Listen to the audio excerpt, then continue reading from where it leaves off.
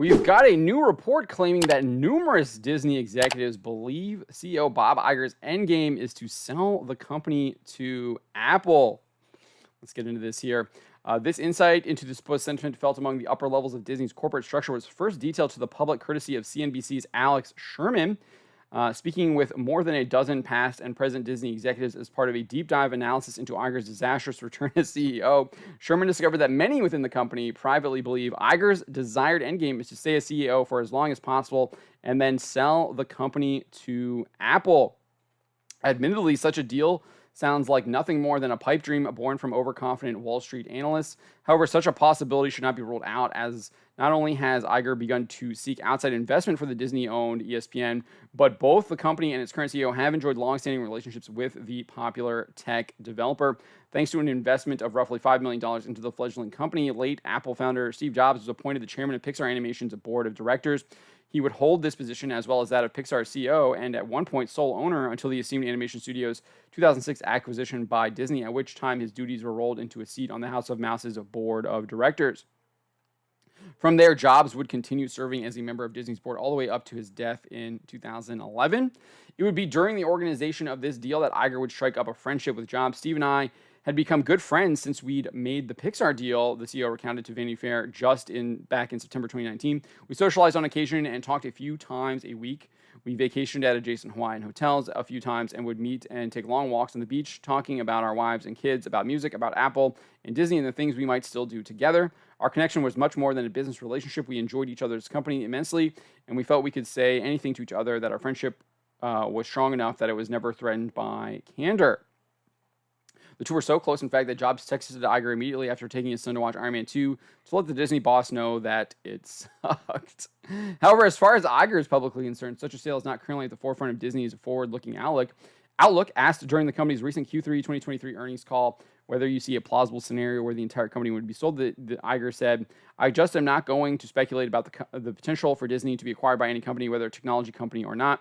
Obviously, anyone who wants to speculate about these things would have to immediately consider the global regulatory environment.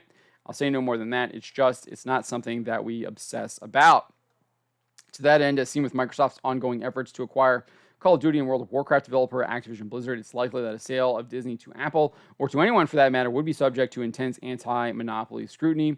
Though it's possible that the entire process would eventually result in a favorable decision to both companies, the potential legal headaches and uphill battles that this deal would entail could be enough to dissuade either entity from even entertaining the idea of acquisition. If this does indeed happen, I think it would immediately fall into the theory that Razor Fist has posited on a number of occasions and recently reiterated with the closure of Volition, that it is go broke, go woke, and then ultimately Croak. So obviously Disney is clearly broke, having cash flow funds, trying to raise money to purchase Hulu. I believe it's from Comcast, and then they've clearly gone woke, as we've seen over the past number of years, especially with the decline of Star Wars and Marvel Studios. And so if they were indeed eventually sold to Apple, that would clearly mean that they have indeed croaked.